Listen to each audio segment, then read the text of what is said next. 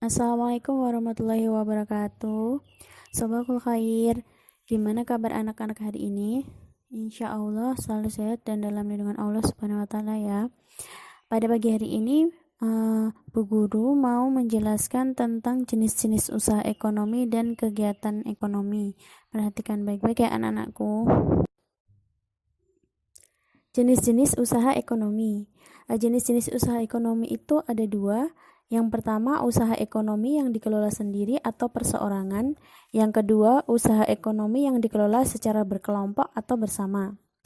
Untuk usaha ekonomi yang dikelola sendiri atau perseorangan, pengertiannya adalah usaha yang modalnya berasal dari diri sendiri dan dikelola sendiri serta keuntungannya untuk diri sendiri.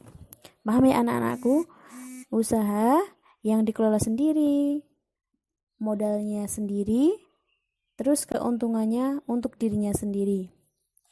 Yang kedua, usaha ekonomi yang dikelola oleh secara kelompok atau bersama adalah usaha ekonomi yang modalnya berasal dari lebih dari satu orang, dikelola bersama-sama dan keuntungannya juga untuk bersama.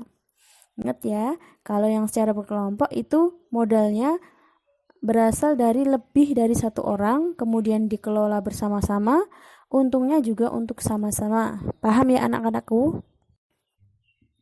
Kemudian contoh usaha ekonomi yang dikelola sendiri. Bu Guru kasih contoh 4. Yang pertama, usaha pertanian, seperti petani padi, jagung, sayuran, dan lain-lain.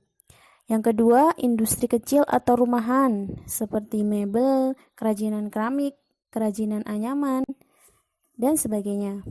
Kemudian yang ketiga, usaha perdagangan, seperti warung, pedagang kaki lima, pedagang di pasar, pedagang kelontong. Seperti itu ya anak-anak.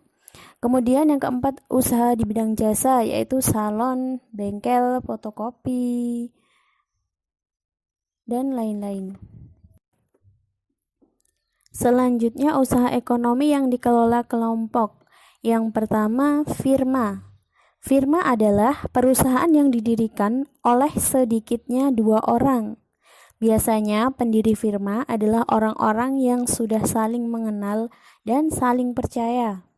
Setiap anggota firma mempunyai hak untuk bertindak atas nama firma.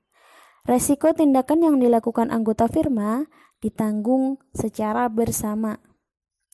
Kemudian yang kedua adalah CV atau Komanditer Venots atau persekutuan komanditer, adalah perusahaan yang didirikan oleh satu orang atau lebih.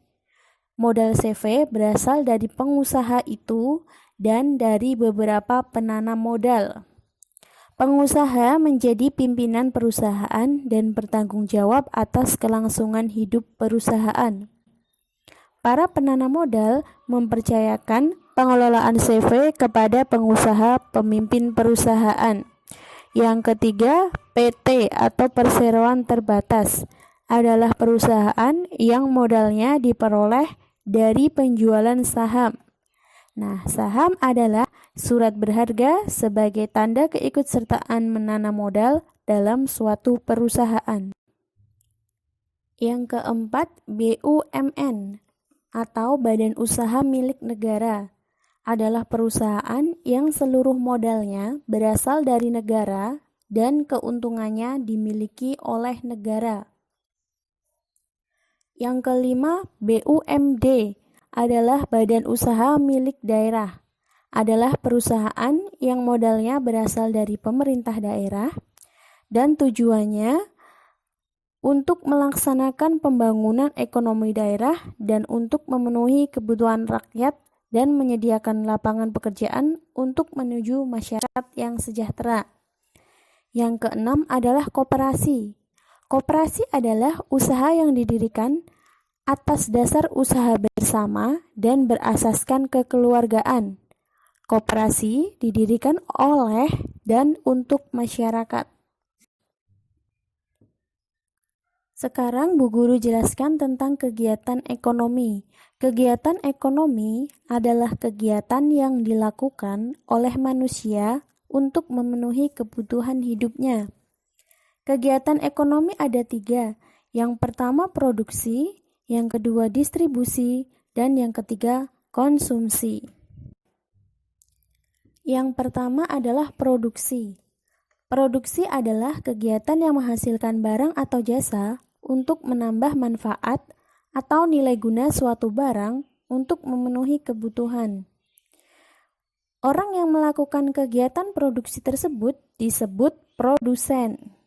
Dan contoh kegiatan produksi, petani yang menghasilkan beras atau sayuran, kemudian nelayan yang menghasilkan ikan, kemudian pengrajin mebel yang menghasilkan mebel, kemudian pabrik konveksi yang menghasilkan pakaian. Yang kedua adalah distribusi. Distribusi adalah kegiatan menyalurkan barang hasil produksi kepada konsumen atau pemakai melalui proses jual beli. Orang yang melakukan kegiatan distribusi disebut distributor. Yang ketiga, konsumsi. Konsumsi adalah kegiatan memakai atau menghabiskan barang atau jasa untuk memenuhi kebutuhan. Orang yang melakukan kegiatan konsumsi disebut konsumen. Selanjutnya, dampak kegiatan ekonomi dan usaha ekonomi. Dengan adanya kegiatan ekonomi dan usaha-usaha di bidang ekonomi, maka dapat mempengaruhi kesejahteraan masyarakat. Karena semua kebutuhan masyarakat dapat terpenuhi karena adanya kegiatan ekonomi dan usaha-usaha ekonomi. Jika kegiatan ekonomi berjalan dengan lancar, maka kesejahteraan masyarakat pun juga akan meningkat. Tapi sebaliknya, jika kegiatan ekonomi tidak berjalan dengan lancar, maka kesejahteraan masyarakat juga akan terganggu. Nah, anak-anak, cukup sekian ya pembelajaran pada pagi hari ini. Semoga kalian bisa memahami dan bermanfaat untuk kalian. Assalamualaikum warahmatullahi wabarakatuh.